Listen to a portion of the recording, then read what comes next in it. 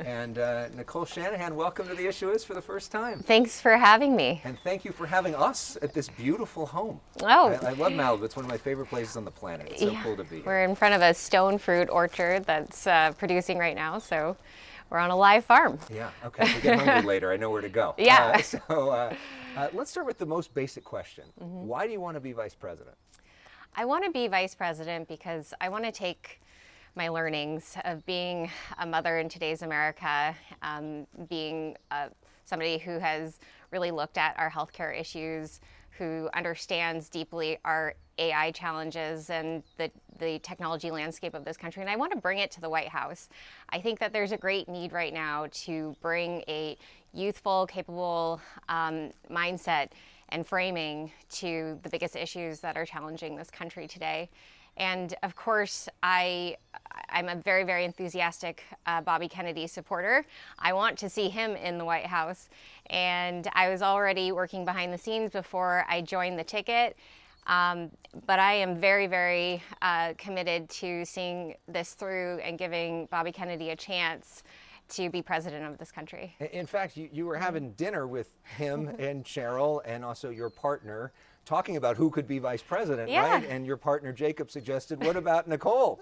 And then what went through your mind when they actually asked you? Yeah, I've been chatting with Bobby over the last year, following his campaign very closely, and really impressed with how he is scrapping together a race as an independent candidate, which is incredibly hard. If you look historically at independent candidates in the past, Ross Perot in 1992, you see that this is something that is motivated purely from a desire to lead, purely from a desire to represent the people of this country. This is not about representing your party. This is not about representing a singular ideology. This is about being flexible. This is about listening. This is about connecting. This is about a modern lens on populism and putting the American family first above special interests. And so sitting with him at dinner and talking about who would be a good option to join him on this journey, we went through many options, and I would be just equally as enthusiastic had he gone with any of the other options. He invited me to consider joining as his vice presidential candidate, and I gave it good thought, a long consideration. Considering the time frame, deadline, right? Considering the deadline. But I'm very grateful to be able to do this work. I'm grateful to be able to go out there and listen and to represent the broadest possible voice in America. I'm very grateful to be able to give voice to children in this country. For some of the people that are watching this will be the first time that they've really heard from you. Can you explain as concisely as possible sort of your life story and what prepares you for this moment? I'm from Oakland, California, and my childhood was one, it's all too common actually in this country, with a parent with substance abuse and mental health challenges, and a mother who was effectively a single parent, also an immigrant, didn't speak much English. From China?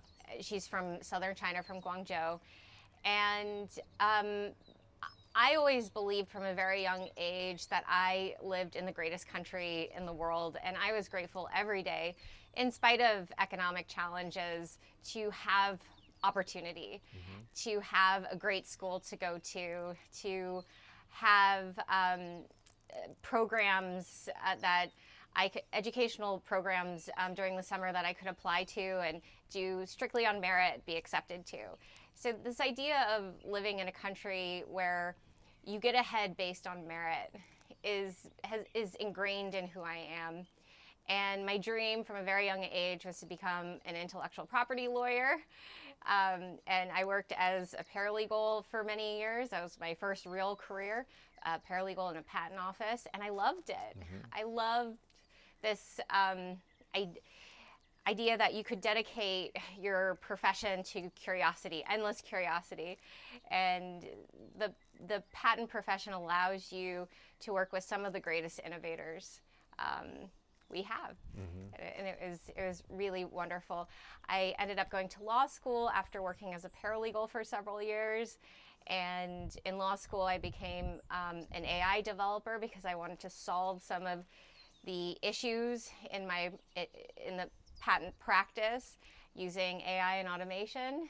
Was successful, was hired by Stanford, and it goes on, but it really was rooted growing up in Oakland, realizing that the path to success is endless curiosity and passion and a desire to solve real problems.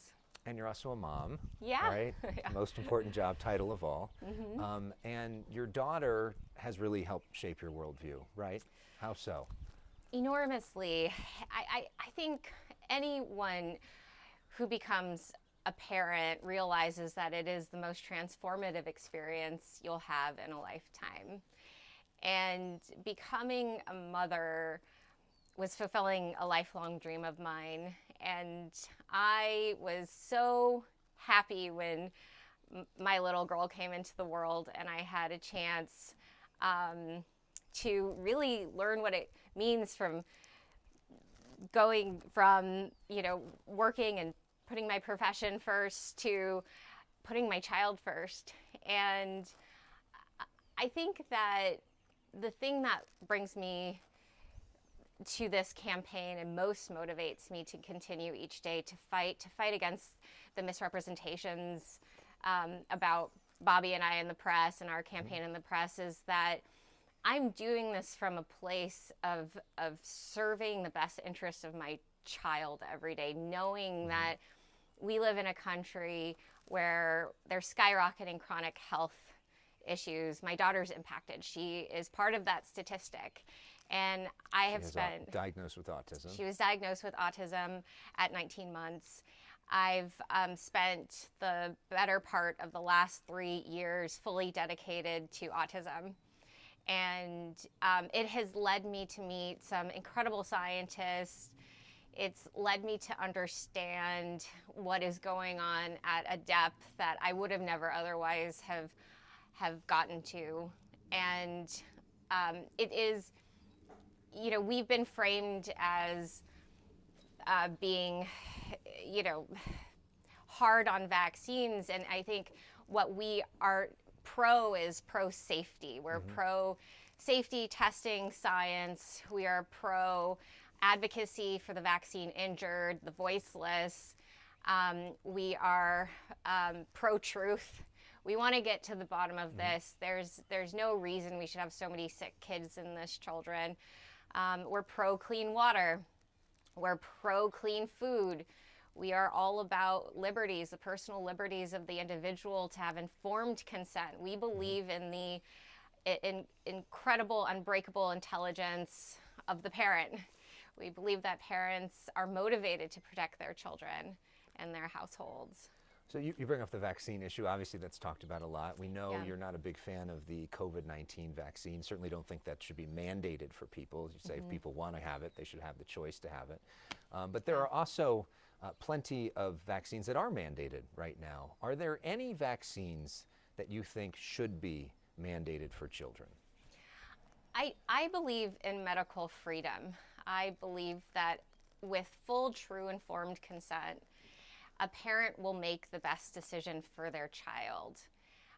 Given this, mandates don't make sense. When you put full faith in a free market for vaccines, and you do this as well with food, if you allow people to understand and fully understand what they're putting into their children, they will oftentimes make the right decision for their children. So the idea that the average American can't come to that decision independent of a mandate really makes me wonder what's going on. Why has our government lost so much faith in the American parent? And it's not about whether or not vaccines are good or bad. It's about putting these decisions, these critical decisions, in the hands of a well-informed parent.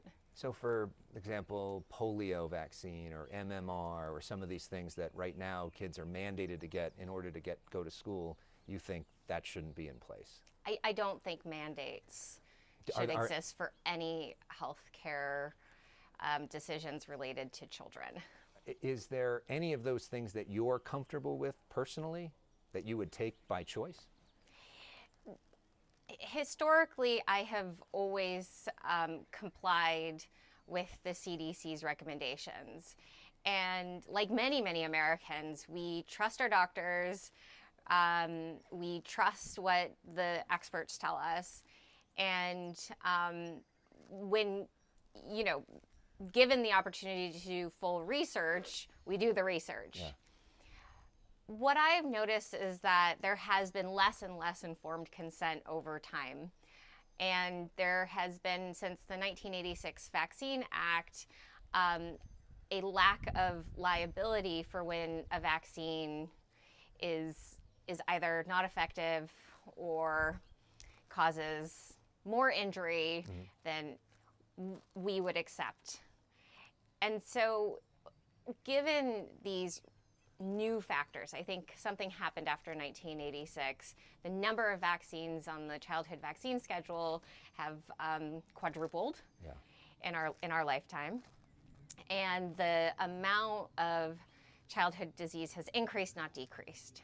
And my concern is if you actually do have full informed consent and you do the depth of research that is available out there, minus some of the censorship, you do realize that many of these private for-profit vaccine manufacturers have not been bringing to market a vaccine with full informed consent to its consumer. So that is the concern. If they are safe and effective, yes, let's let parents make an informed choice about giving them to their children. If they are neither effective, as the Ninth Circuit has declared about the COVID-19 vaccine, it's not effective, it doesn't stop transmission, it's not a true inoculation, and then begin to allow us to investigate potential injuries. But are there any vaccines you think are safe and effective? I think that if you separate the vaccine schedule apart and you consider whether or not there is a polio outbreak or likely polio outbreak, that is one that I would consider as being one that I would say let's take it to prevent further transmission. I think I'm completely updated on all of my vaccines. I have 3 Moderna shots. My daughter has received all of her childhood vaccines. And I will say that both her and I have had adverse reactions. It then begs the question, would I have done it if knowing what I know now? And my answer is resoundingly, I would have spread them out more. I would have done further research. I would have studied Merck's MMR vaccine much more closely as to why it was combined with mumps. And then I would understand the commercial incentives that are more aligned with ensuring these kids all get the vaccine versus focused on whether or not they are true inoculations. I mean, there were breakthrough mumps cases. So, my answer to that is let's have real informed consent and then ask that question. Okay. Let's talk about another issue that I think is often misrepresented, which is abortion. What is your position when it comes to abortion rights? As a woman, I have posted on my X my personal stance on abortion, which is if I was carrying a child and the child was viable and fully healthy, I would be incredibly motivated to keep that child. And I have met many women who have chosen the path of abortion if they were in college, they really were wanting it was an unexpected pregnancy. They were terrified. And after 4 weeks, their first pregnancy test, they decided for a very, very early term abortion. And I think that that is a very important right. And if we are representing medical freedom advocacy, it's important for us to recognize that a woman's right to choose, especially early on, especially for a woman who is vigilant, should always be available. It is part of healthcare.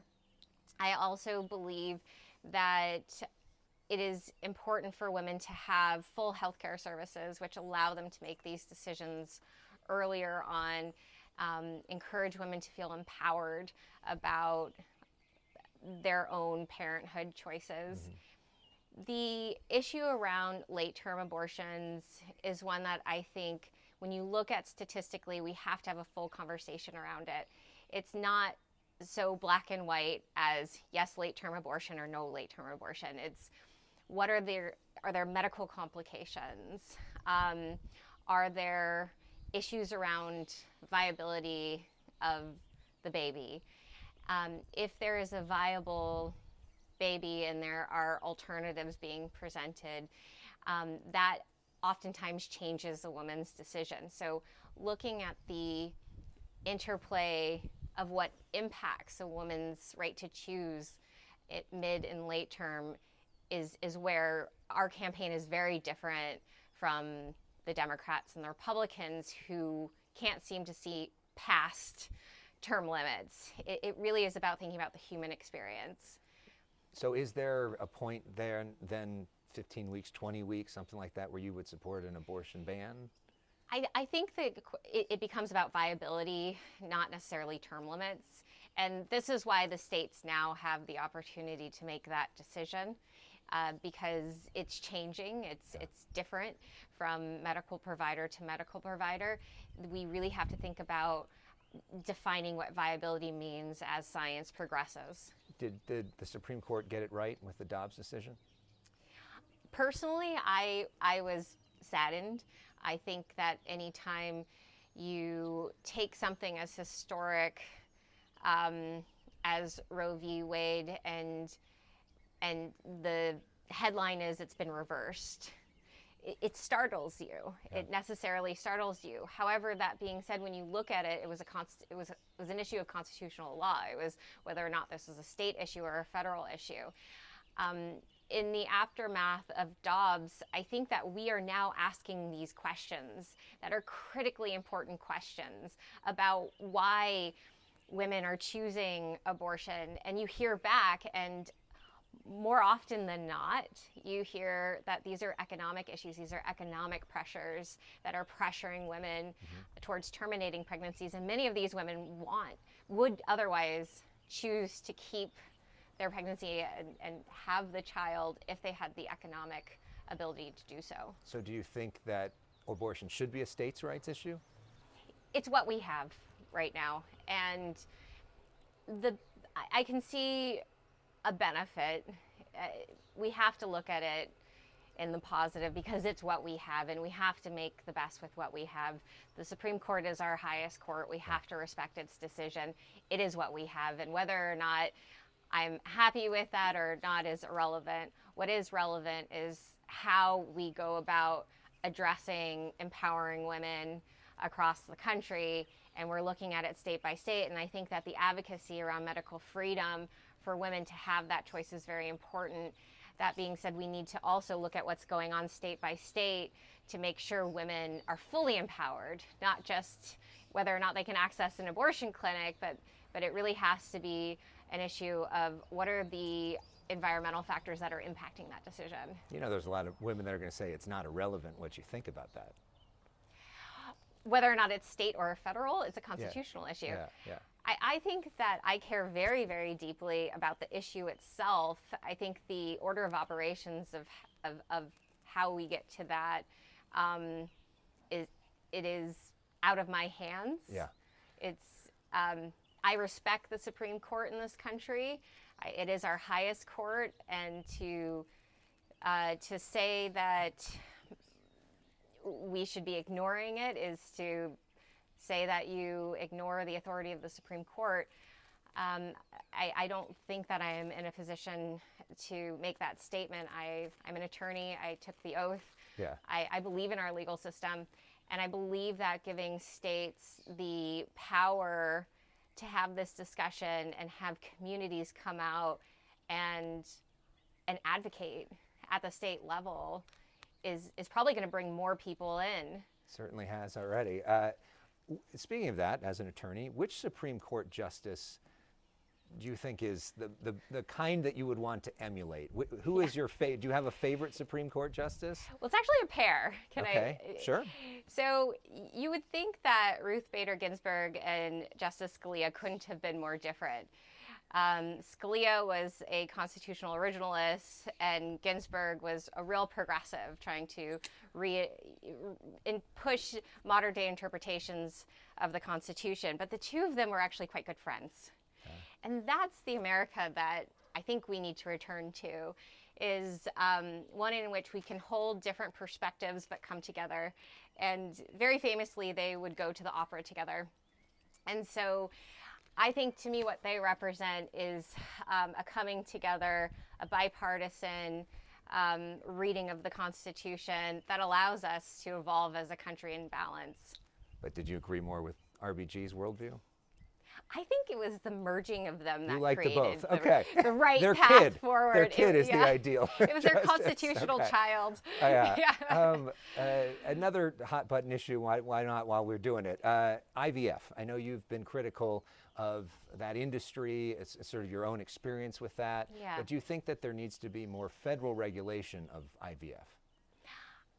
I think that what we need to do is invest in why so many women need IVF. That has been my criticism, is why we are treating IVF as a fertility solution when what it is a intervention for failing to provide an environment that allows women to have children and drives them into the desperation where they are paying $15,000 per round.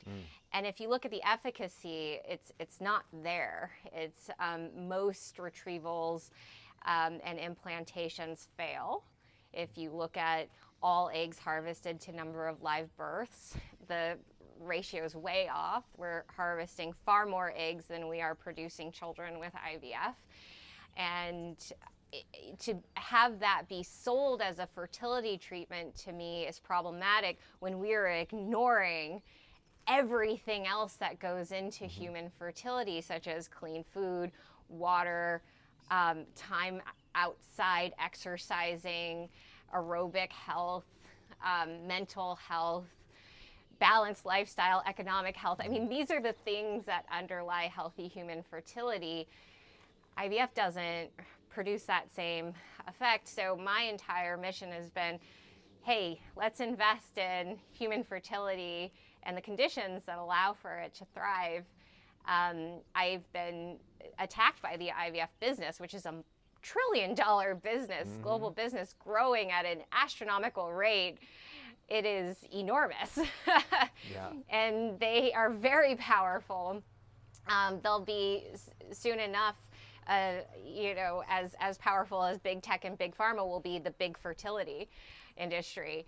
And it's because of our failure to think about fertility from a humanistic perspective of really putting the woman first and that child's underlying health first.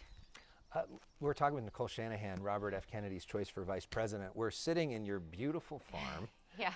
And I know you are incredibly passionate about farming, about regenerative farming. And I got to give you guys credit because nobody's talking about food. And we all should be talking about food. It is the foundation of our life. What do you want to see different on a federal level? What would you do as vice president on the issue of food? I would spend an enormous amount of time with our members of Congress discussing the Farm Bill. For the first time in American history, we're going to have a farm bill that exceeds $1 trillion. And most of that goes into SNAP. And the largest product purchased with SNAP is soda. And SNAP, for people that may not know, that's basically what used to be called food stamps. Correct. Right. When I was a child, we spent a few years using food stamps because my family couldn't afford to put food on the table. This is very common right now in the United States. We have millions of families on the SNAP program, and it's just been growing, farm bill after farm bill. And what people don't understand is that our farm bill is largely SNAP. It is money that goes into allowing families to have vouchers to purchase food to put on the table. And it is not actually supporting growing healthy food. Virtually none of it goes into thinking about the soil. The parts of it that are dedicated to conservation are not super successful also in focusing on soil that then produces healthy food that we know improves human health.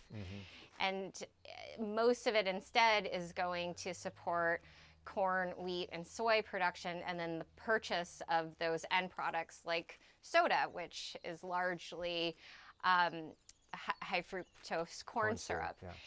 And none of this makes any sense at all. And as vice president, I'll be spending an enormous amount of time helping members of Congress recognize the incredible cognitive dissonance and the fact that they are gutting the American family through gutting their metabolic health with these programs. And do you think we need to incentivize healthy eating, healthy food, gym memberships, other ways to get outside? Because it seems like right now we have so many food deserts in this country, especially in poor neighborhoods where there isn't even access to a lot of healthy food. It is a disgrace saying that to solve health in this issue is to reduce the cost of drugs and reduce the cost of food is suicidal, and it's proving to be suicidal. We're seeing excess childhood illnesses, cancer rates, allergies, death amongst young children.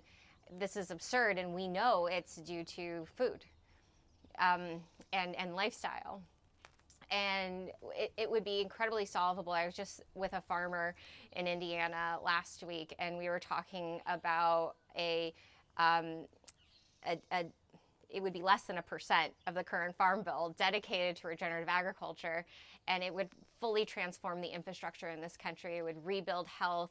It would rebuild the small family farmer business. It would cost less than $10 billion of this possibly $1.5 trillion farm bill to enact.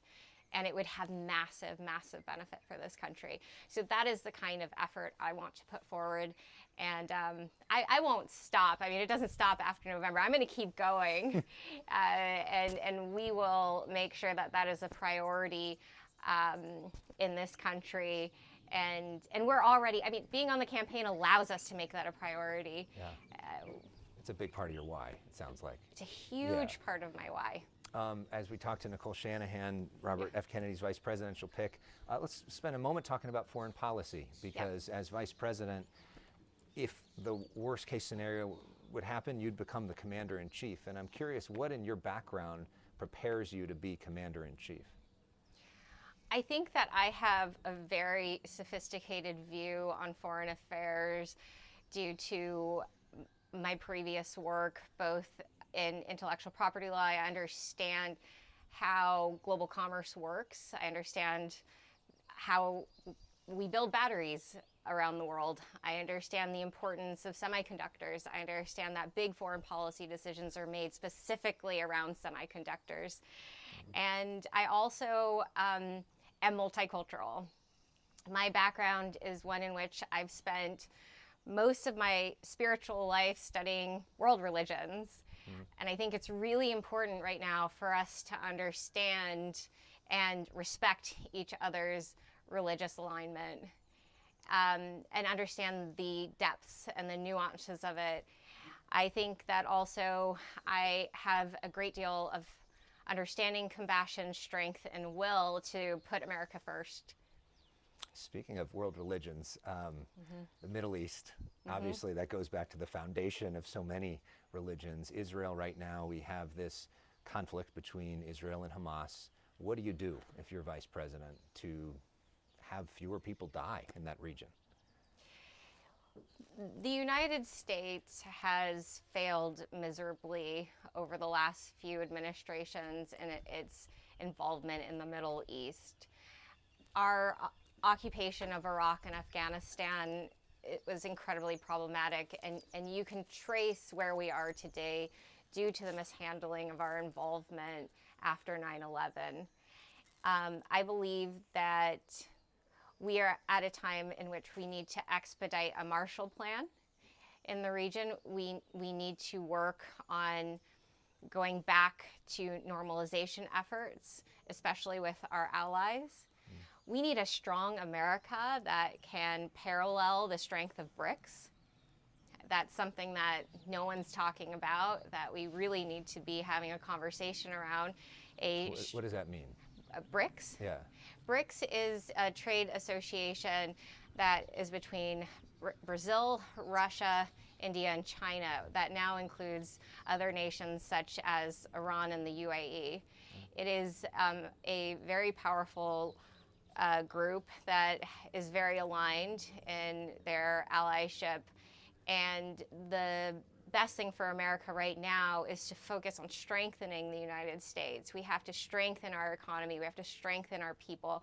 We have to strengthen our fortitude. And focusing on the United States right now is going to make us effective in negotiation with the BRICS countries, which I believe is what brings peace to the Middle East. The continued intervention that we've had, the nature of that intervention, the military force has not resulted in peace in the region, and anyone with 2 cents could probably understand why. So is that less spending towards Israel? I think that assisting Israel with its defenses is important. It is a commitment that we have made for many generations, and continuing to support the Iron Dome is something that I can fully support. However, military escalation in the region, especially beyond the borders of Gaza, is something that I don't think anyone is prepared for. I don't think the United States is in a position to be entering into that conflict. And this is, again, something that Bobby Kennedy and I debate almost daily on how we would work, and we are starting to work on it to progress that kind of balance. Let's talk for a moment just about how you win this thing, because I know a lot of people are looking for that. What state are you all most likely to win? Well, we're not going to give away our full path to victory strategy, but we have a 5-inch thick strategy document that we're following. The top line. What's the most? Because there are a lot of people that want to support you, that want to donate, but that maybe are thinking they can't win, so I'm not going to support them. What do you say to those people? We can most definitely win. We have a very thorough strategy and a path towards victory. We will be on 50 ballots. We have a very strong legal team, one of the most motivated legal teams to defend every ballot, petition, lawsuit we're receiving from the DNC. It's PACs aligned with the DNC that are undermining democracy, in my opinion, to try to keep us off the ballot. I've never met a party that hates democracy more than the current leadership within the Democratic Party. But regardless, we love democracy, and we're fighting tooth and nail for it, and we will have success. We have had success. We have submitted more signatures than any independent candidate in history just to get on the ballot. And as the number of state ballots increase and electoral college votes increase, representation of electoral college votes increase, our polling has increased because people believe that we can win. Once people believe we can win, we win. Yeah. And our path is very clear to 270. It would just be a matter of winning. I don't know how much I can give away, but there's a there's a dozen states we're looking at in which we're doing incredibly well. And you can probably, the DNC has some idea which states those are as well, because those are ones that they prioritize their lawsuits in. But it is very, very likely that we win this coming November, and it's due to us sticking to what we believe in, which is speaking on behalf of the American, not speaking on behalf of our party. That is what America wants right now. The majority of Americans are hungry for that. Do you think that Trump and Biden are equal threats to the country? Trump is a different kind of threat, I believe, than Biden is, but both represent corporate corruption to me. Yeah. And if you look at Trump's first term in office, he never drained the swamp. He just filled it with his corporate loyalists. So they're representative of two different corporate groups, and it's not very hard to see that. If you look at who he had running the Department of Defense, that he, after receiving $1 million from Pfizer, appointed two Pfizer lobbyists to his Vaccine Safety Commission.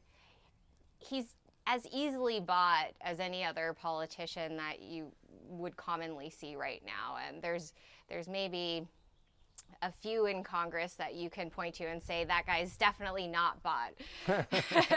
There's a lot of people that are bought. But if I mean, you're a progressive Democrat for much of your life, right? And you've had this political evolution. But if you wake up on November 5th and Donald Trump is president again, and there are people that think that your campaign is the reason why, how would you deal with that? Could you live with yourself for that? I honestly think they're almost identical, and we would be hearing it from either side. That just is emblematic of the division in this country. My response to them would be, we live in a democracy, and we have to respect our fellow countrymen who voted for this president. If there's an opportunity for us to work across the lines to make sure that the American public is safe under the next administration, that's our duty. That's what we represent. We will work and advocate for the American public no matter who wins.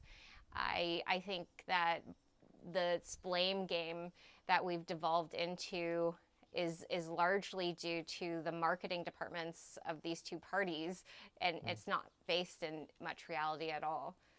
I want to end with something fun to get to know you a little bit better. We do something on the show called Personal Issues, as we talk to Nicole Shanahan, Bobby Kennedy's vice presidential candidate. No, this isn't that kind of personal issues.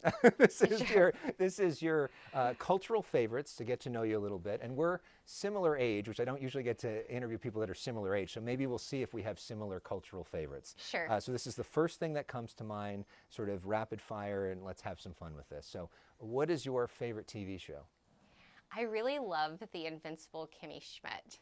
Nice. Favorite book? Oh goodness. I've been reading a lot of Peter Kingsley lately, but I also like Self-Reliance by Ralph Waldo Emerson. I think it's a beautiful book. What's your favorite movie of all time? I've been watching so much Moana with my daughter, so I think that Moana's got to be my favorite because it's all I know at this point. Disney Plus, babe. Do you have a favorite song of Moana? Oh gosh.